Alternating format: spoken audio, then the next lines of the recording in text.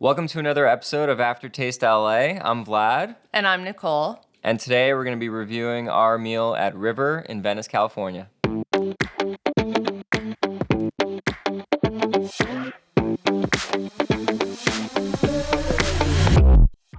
So a little bit about River before we get into it. It's a Japanese izakaya using Californian ingredients. The chef, Travis Lett, used to be at Jelena, Justa, Mountain. He stepped away from it all in 2019 to focus on family. He's made his triumphant return to Venice, and River is kind of a continuation on what Mountain started with a Japanese-focused approach, lots of small plates, really great sharing menu, and I have been talking about this restaurant for months and months. I cannot wait to tell you about everything that we had and how awesome River was. So the first thing I noticed right away, as soon as we were walking up, was that even a couple minutes before open, there were quite a few, 3 or 4 people waiting outside the restaurant to get in. Yeah. Doesn't seem maybe like that much, but at 5 p.m., it's quite early for there to be so much activity around a restaurant like this. It is on Abbot Kinney, so it's very visible, lots of people, foot traffic, people hanging out, coming from the beach during the day. But I heard a woman walking by me who was saying, that place is always packed. So I was really excited. It seems like it's very much the place to be. And yeah, I was excited to try it. Yeah, it's definitely one of the hardest reservations to get in town right now. If you want to try and get in without a reservation, I suggest getting there a couple minutes before they open at 5 and seeing if you can snag one of those bar seats. I don't actually know if they do reservations for the bar seats, but it's worth a shot, especially if you're in the area. The one thing about the outside of the restaurant, the sign is really small. You kind of have to be right up close. It's hard to find. And it's kind of a cool looking building, a little bit, geometrically different. It's a little industrial look. Mm-hmm. So I thought that was something fun to note. It's a 2-level restaurant. They have their main dining room, they have the bar, they have the upstairs patio, which they call their rooftop. It's enclosed. There's a second bar up there. That's where we ate. And I thought it was really lovely. It was really lovely. It's a mostly open top. It has some fabric sunshades where we ate, but the sides were all open. So you have that nice ocean air in Venice. It was putting a nice breeze through the upstairs dining room, and it was just really lovely. Lots of plants and greenery. Yeah, super comfortable. It was a perfect Venice day. 80 degrees, sunny. In the wintertime, it might be a little bit more chilly, but they did have heat lamps. So I think that it'll be just fine. Yeah. One thing to know, when we first sat down, one of the first things they brought us with our menus were these 2 warm towels to wash your hands. And it was such a nice touch of hospitality that very few restaurants do, unless they're like the high Michelin restaurants. This doesn't feel like a Michelin restaurant as far as the dining room or their stuffiness, but something like this really shows like, hey, get comfortable. You're going to have a good time. We want you to feel warm and welcome. Yes. All right. Should we talk about the drinks first? Yes, please. I loved this menu. I thought it was such a nice balance and medley between Japanese ingredients, between American ingredients, and some that incorporated both of those things. For example, I had a bijou, which is also what we're drinking today, that incorporated an American whiskey that was actually made in the style of a Japanese whiskey. So while it is an American ingredient, it has that same sort of Japanese influence that's running throughout the drinks menu and the food menu. Really lovely accompaniments to all the food. We thought that all the drinks that we ordered accompanied really well. Sometimes, we were like, maybe we should be ordering something a little bit more plain to go with the food. But I loved that even the mixed drinks and the most interesting of them still paired very nicely with all the dishes that we got. Yeah, I mean, usually you think of wine with food, right? And they do have a really nice wine list. They have a nice sake list, which I don't have enough knowledge of, but everything that we ordered paired well, just like you said. And one thing that I like is they're going to the farmers markets every week. The bar team does a great job of incorporating our local California produce with all the drinks, and they know that that changes weekly. So we might not have this menu in a few weeks from now or a few months from now. It's going to evolve with the seasons, just like the kitchen will, and I think that's super awesome. Yes. Speaking of this bijou, what is in this bijou? So this bijou is a traditional bijou, unlike the one I had last night, which was also very good, but their own spin on it. Traditionally, it is gin, sweet vermouth, green chartreuse, and some orange bitters, and of course, the maraschino cherry for garnish. It is a boozy drink. Boozy. You will be feeling good after just one of these. Yeah. And, speaking back onto the hospitality, one awesome thing that they did when we got the bijou is the cherries that they're using are pitted. They gave us a little dish for the cherry pit. Mm-hmm. So right off the jump, you're seeing a few moments where they're really thinking about the guest and their needs. Throughout the whole experience, kind of felt that way. Mm-hmm. We did not try any of the non-alcoholic drinks, but there were certainly a few that caught my eye that I'm very excited about. The house soda, for sure. It's a cherry and vanilla soda right now, and they make it in-house. I would love to try it. I love a homemade soda. Yeah. Other things also on there seem really cool, so maybe next time. I think it's safe to say that anything on this menu, which is a little bit overwhelming to look at, I will admit. It small print, a lot of items. I think if you choose something that's in season, something with fruit, you are not going to be disappointed. They're using the very best. I had one of the strawberry highball drinks with a strawberry marrow and this sakura vermouth, which they said was really hard to find. We kind of chatted with the bar team throughout because we are into that sort of thing, and encourage that. Anytime you go out to eat, talk to the people that are making your food, making your drinks, ask them questions. You're going to get so much more of an enriching experience doing that. And most of the time, they love talking about it because they're nerds about it, and they love it when people are interested in it. Yeah, and they know we're nerds right away. They could tell.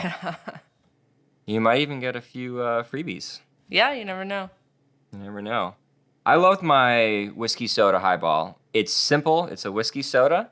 But on a hot summer day, on that rooftop, it was kind of the perfect way to start that meal. All in all, start to finish, those drinks, solid. I would just sit there at the bar and maybe order a drink or a few of those snacks that we had. Oh, sure. Absolutely. Are there any other drinks that stood out to you that you want to touch on? Honestly, your strawberry high, that's what they call it, was my favorite. Yeah, it was delicious. So light. And the color of it was mostly clear, just a little bit of a pink hue to it. So they must be clarifying that juice or something like that in some way. Yeah. Just gorgeous, light mouthfeel. Yeah, when you think of strawberry, it's always, a strawberry drink. It sounds sweet.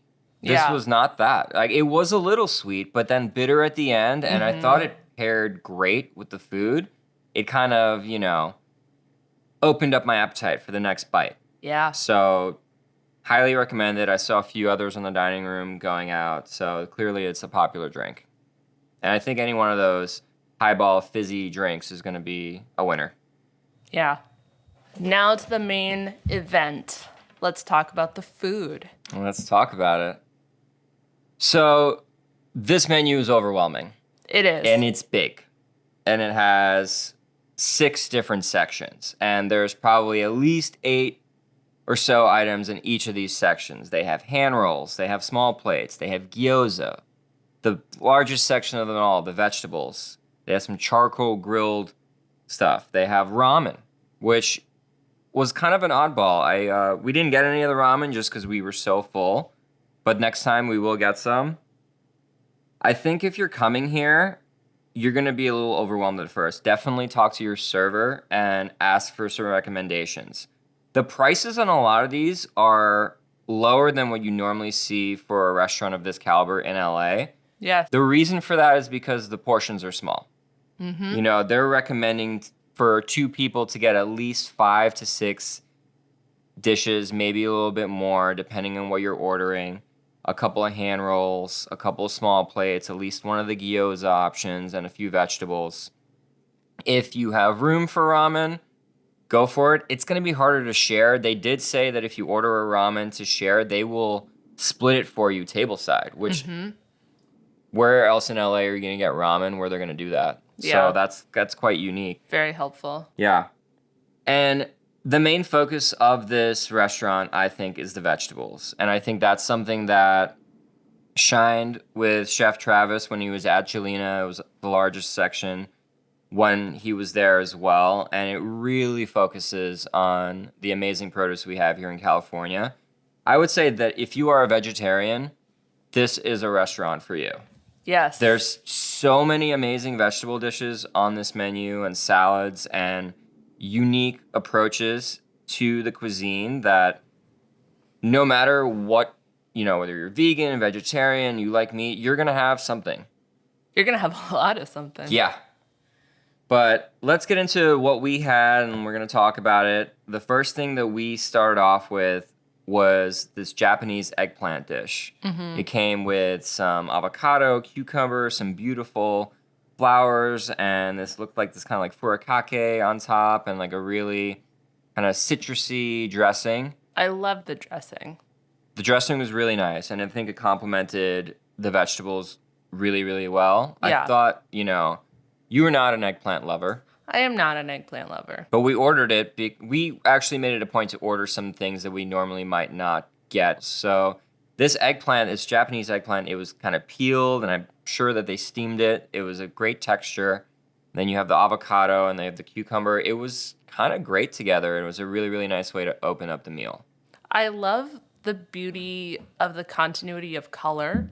Mm-hmm. The cucumber, the eggplant, which was a green color, which I was not expecting. And then the avocado all had this lovely green palette. Yeah. I think it says a lot about the kitchen and the technique that they were able to keep the eggplant this color, because if you cook eggplant too long, that's when it starts to get that familiar kind of brown color that you're used to. They cooked it perfectly where it was tender, but still maintained this nice hue. And yeah, I mean, it was a really great starter. Yeah. Then we also had this dish of these beautiful baby potatoes and radishes with some arugula and shaved cheese, a little tofu dressing underneath. That dressing was divine. I found this dish incredibly interesting. My first bites, fantastic. When the arugula and the cheese was mostly gone, I did not enjoy it nearly as much. Yeah. You really have to get every single element of this plate together at the same time. And wow, that was amazing. Honestly, didn't love the bites without the arugula and the cheese. Altogether, it was fantastic. For sure. We had, so the gyoza dish that we had on the menu was the shrimp gyoza. Yep.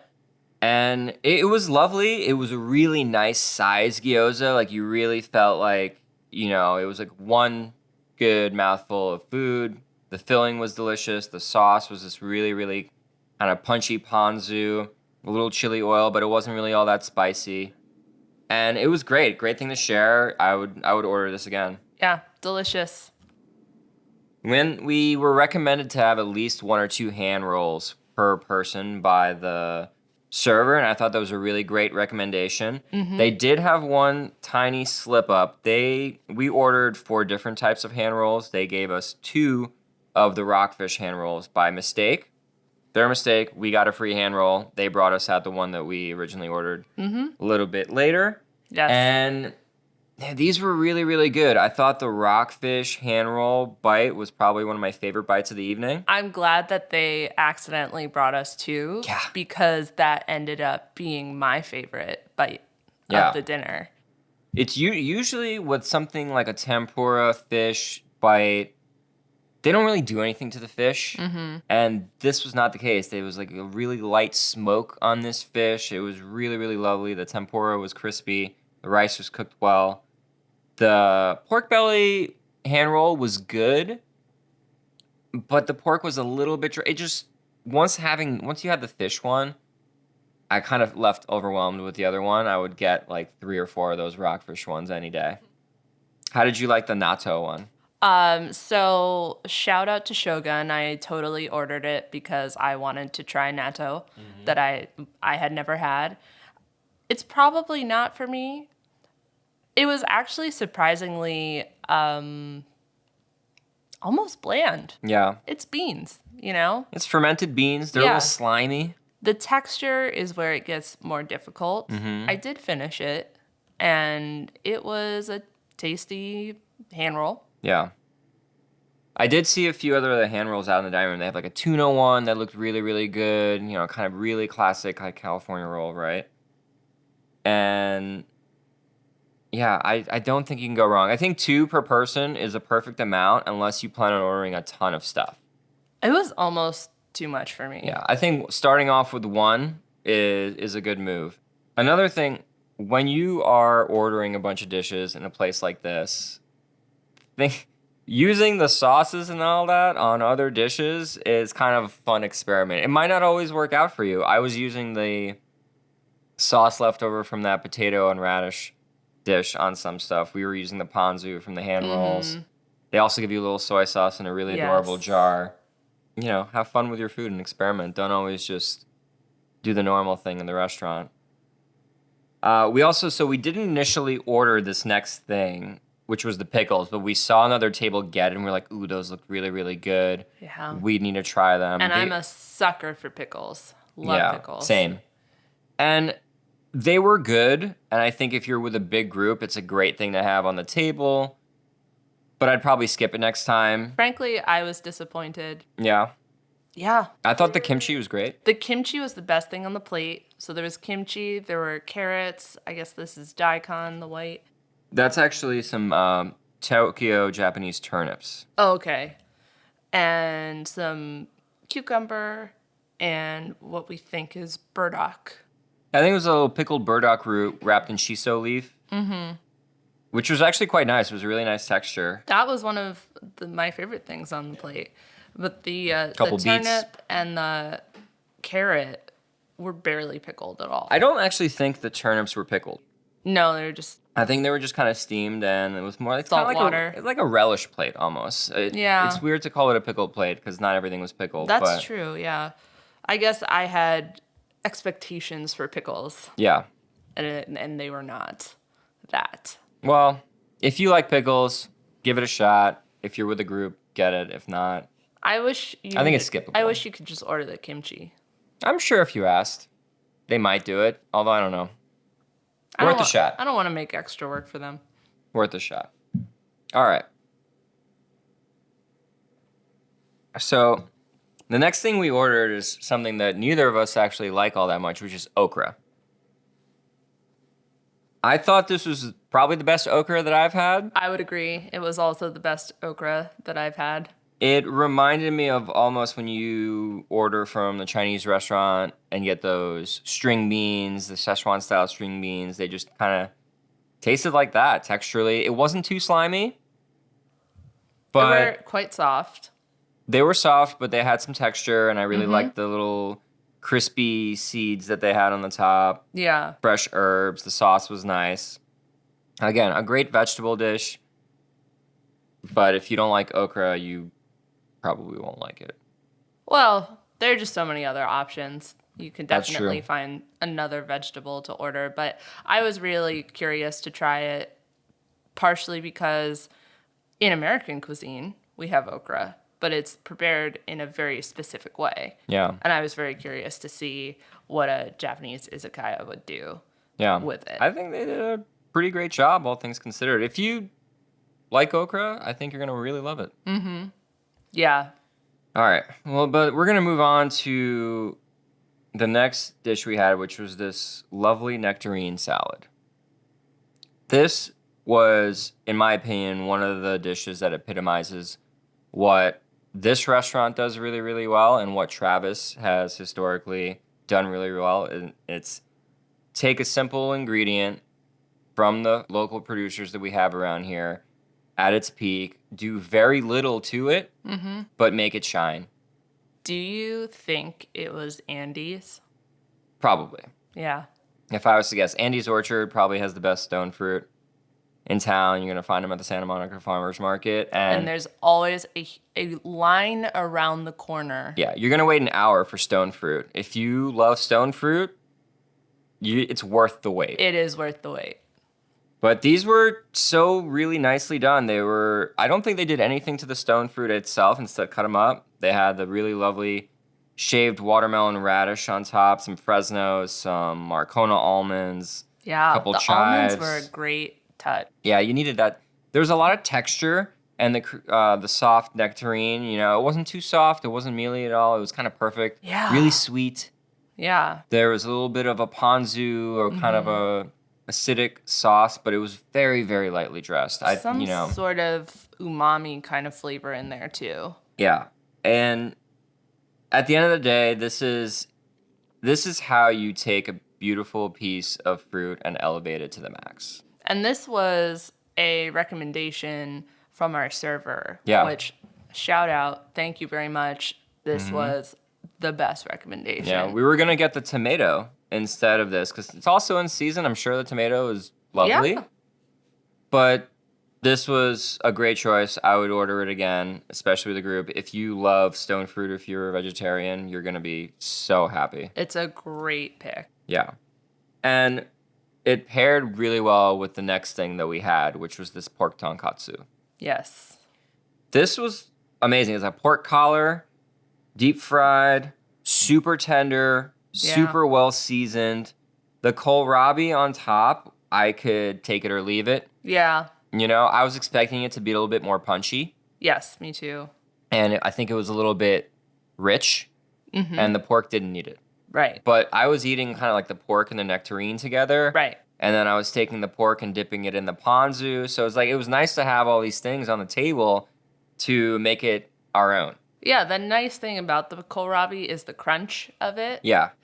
I agree. I just wish there was some acid in there to balance the fat of the pork. Sure. I think if this was on a sandwich, like a pork collar sandwich with the kohlrabi, then I could see it. It's kind of like a coleslaw, right? You still need more acid for a coleslaw. This, I think, is a perfect shareable dish. You order this for the table. It's sliced up thin. There's, it's actually a huge portion for what you get. I think this is a really standout dish for me. Yeah, that one is a great bang for your buck. Next thing we had, so we ordered 2 items off of the charcoal section. This was the first one that was recommended to us, which is their duck meatball. These were delicious. And listeners will know, I love duck. Mm-hmm. This was a stellar duck meatball. It was tender, it was juicy, it was flavorful, it was sweet. The mustard was spicy.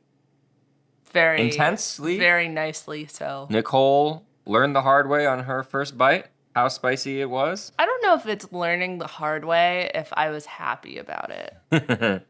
Yeah, you didn't seem upset because it tasted so good. Yeah. But I think that like wasabi spicy, it's gonna like go right into your nostril. It didn't hurt, I was like, oh, that was more than I was expecting, but it's really lovely. Yeah. And I really took a big portion of it, but it was delicious. Yeah, I hear you. It was great. I would order it again. I wish Absolutely.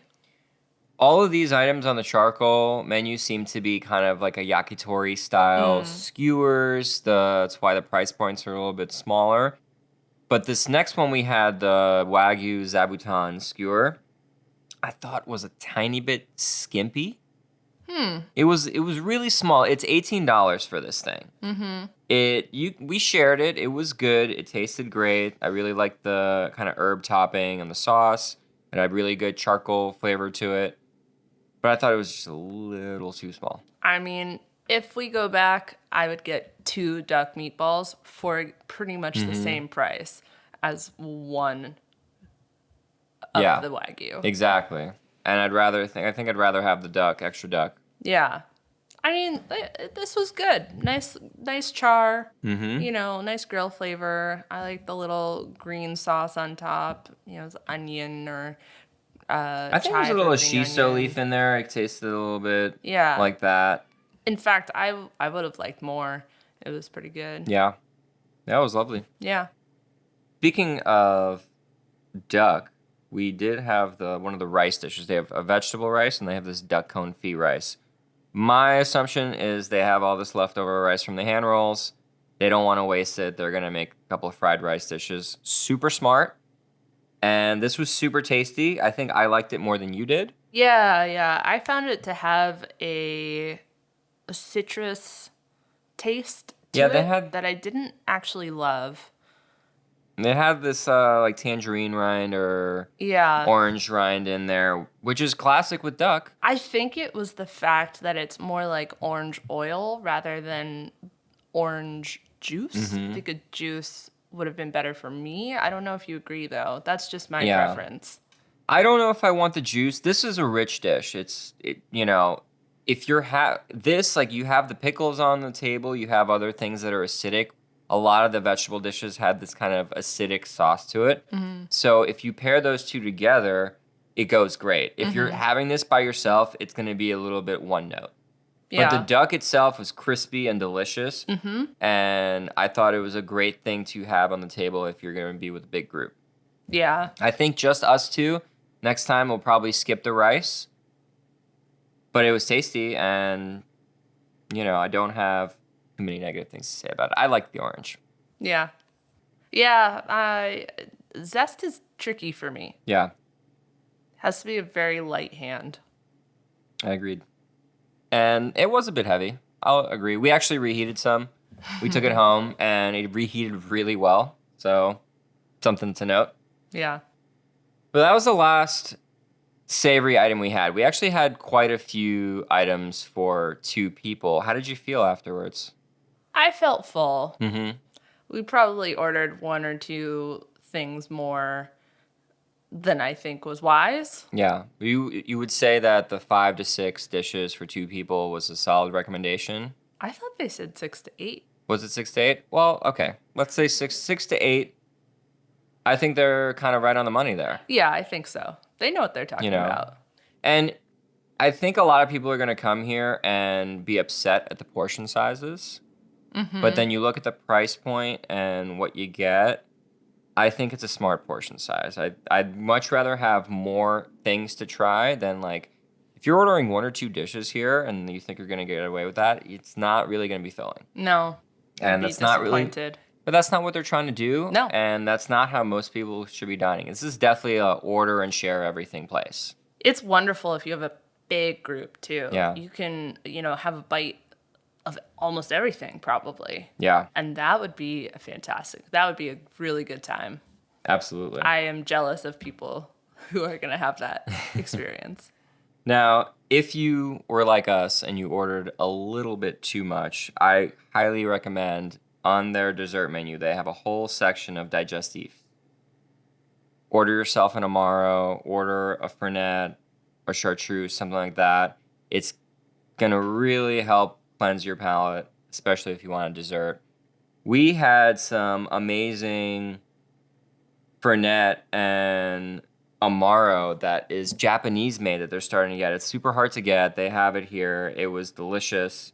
I personally loved the Fernet more so. And I love those chartreuse. Yeah. It was super tasty. Highly recommend. Yeah. Yeah. We did leave a tiny, tiny bit of room for ourselves for dessert. I think the Amaro helped make a little bit of room. That's what it's for. But do you want to talk about this dessert? Sure. So the one that we ordered was a picture that I had seen, I think, on Instagram. Oh, I didn't know that you had seen it. Yeah, I Nice. knew going in. Okay. I love black She came sesame. prepared. So I was pre-decided that we were going to get the black sesame gelato. And the black sesame gelato actually also comes with a matcha stracciatella gelato as part of it. I actually don't prefer matcha in general. I find it to be chalky, and I don't prefer that texture. This gelato was not chalky. Yeah. It was very lovely, very light. Both gelatos, the black sesame and the matcha, were not too sweet. Loved that. It was almost more of like a palate cleanser than a sweet dessert. And so refreshing. We were out there in the summer on the rooftop. It feels perfect for that. Yeah, I love the little crispies, like black sesame, and I actually don't even know what this other crunch was. Yeah. But one other thing I want to comment about this dessert is oftentimes you go to restaurants and there's ice cream on the menu. Mm-hmm. It's either going to be a round ice cream scoop or like a fancy canal. This was so rustic. It was just literally like as if you took a spoon out of the pint, put 2 scoops in this bowl, like you're in the fridge at 2 a.m. Yeah. And some critics might be upset about that. I loved it. No. I'm like, just give me the ice cream. Yeah. Give me the Krispies. It was delicious. By the way, I think it's buckwheat Krispies. It's buckwheat. Yeah, okay. I'm pretty sure. That's why I love it. My Eastern European roots. I love buckwheat. Yeah, I grew up eating a ton of buckwheat. Now, which goes in very nicely to the other dessert we didn't order that had caught my eye, warm buckwheat peach cake, miso caramel, and almond mascarpone gelato. That sounds amazing. Sounds so good. I'm kind of bummed we didn't get it, but not really because I was so full. But this is actually a pretty big dessert menu. There are It's deceptive. six different options on there, which is pretty good. Yeah, 4 of the 6 options are just ice creams. So they're not too heavy. Right. And they're not too 5, heavy. the flourless chocolate cake also comes with a gelato. Mm-hmm. So it seems like, actually, all of them come with a gelato. Yeah. Every single dessert comes with a gelato. I love that. I love ice cream. I love gelato. It's Venice Beach, California. It's going to be hot. You're on that rooftop. Yeah. Going to get ice cream. Absolutely. I imagine throughout the season, it's going to evolve a little bit here. In the wintertime, they might put in a little bit more for warm desserts. I imagine they're going to make some adjustments. But Sure. all in all, great way to end the meal. Really, really nice. Really pleasant. Good flavor. So let's talk about the service and our final thoughts. Yeah. I will start. The server had great knowledge, I thought, of the menu. He did not steer us wrong. We did not take all of his recommendations, but the one we did take, the nectarine salad, was fabulous. So he knew not only which dishes were good, but also which ones did well together. Yeah, I thought that was nice. Yes, and I really appreciated that. Usually you have one and not the other. Yeah. Yeah, he kind of gave 2 recommendations at a time. He's like, I would pair this with that, and then I would go with this and that. Like, Yeah. he's been around. He knows what he's doing. For a menu of that size, also, as a diner coming in for the first or even the second time, you're not going to know those things. No. So it's fantastic to have someone to give you that knowledge. Yeah. And we're pretty, seasoned diners. And even us, we needed, a little bit of help. Because we were, we had most of our order figured out. And then we were like, okay, what should we get? What can't we miss? I think that's an amazing question to ask. Whenever you're at a restaurant, even if you know exactly what you want, always ask, is there anything that we can't leave without trying? I also think it's a huge red flag if the server doesn't have a clear, immediate answer. Yeah.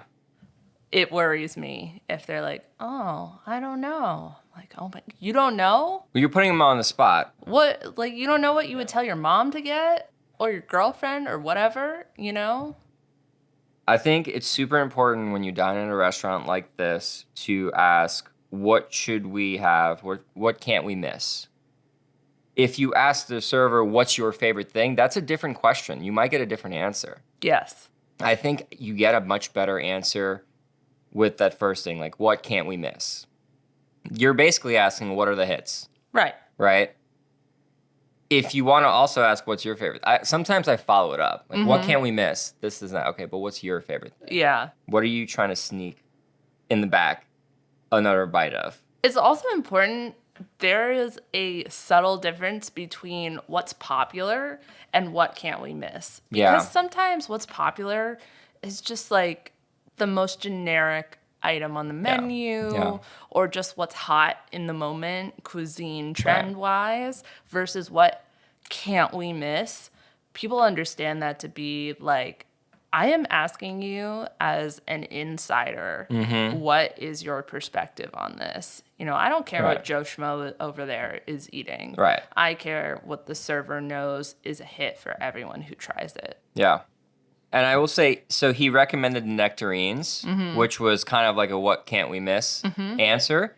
But then he also gave us the popular thing, which was the chicken karaage, which we did not order. But I saw so many of those plates going to the dining room. Everyone's getting this fried chicken. Yeah. Everyone's getting the dill beans, the tempura beans. And those looked, they both the looked really chicken good. and the beans looked excellent. Sure. I think, but those are like the Joe Schmo orders. Yeah. You know? Yeah. But for me, the thing that stands out, like, you can get chicken karaage at any ramen shop in LA. Yeah. And I'm sure theirs was a great version. Yes. But those nectarines, yeah, you that's know, special. the eggplant dish, like, you're not getting that anywhere. No, that's special and that's unique to them. So I think service-wise, they did a great job with, you know, steering us in the right direction. I thought the flow of the meal was really good. We never had too much on the table, but we never felt overwhelmed. Yeah, and we had not a very large table. No. And in fact, there was a couple sitting to the left of us with an even smaller table, which I think that if we had that smaller table, we probably would have ran out of room, which often happens with us. Yeah, it does. So there's been times where I've been sat at a table in a restaurant and be like, this isn't going to be enough room for me. I'm going to order too many things. And, you know, they make it work, but something to note. And yeah, I mean, one thing also that I noticed, we got sat, the server took our drink orders, and then he got super slammed. I was going to mention this too. He got sat like, I think he had like 6 tables or whatever right off the bat. He did not have time to take our order. We kind of took a long time to figure out what we wanted because the menu was, we wanted everything. It's hard to decide. Someone else from the team stepped in and was like, do you guys need anything? I was like, oh, we're just waiting to order. And he's like, yeah, no problem. He got our order in and it, you know, continued. You could just see that there's a team aspect to it. Yes. They have the service knocked down, you know, and it's Saturday night. Yes. It's Saturday night. Our food didn't take long. Our drinks didn't take long. Our bill didn't take long. Yeah, it was very fast. Very impressive. It was a well-oiled machine. Yeah. You could tell that they do a really good job of training the staff. Off of that, every single person who worked there seemed passionate about the food and the drinks, and they were excited to talk about it. Yeah. No matter who brought our food or brought our drinks, you know, we could ask questions. They were very engaged with us and just seemed happy about it. Yeah. And you could feel that energy in a dining room when the whole staff is happy to be there and they're proud of what they're serving, it gets you more excited. Yeah, totally. Definitely got me very excited. Rightly so. So with that being said, on to the verdict.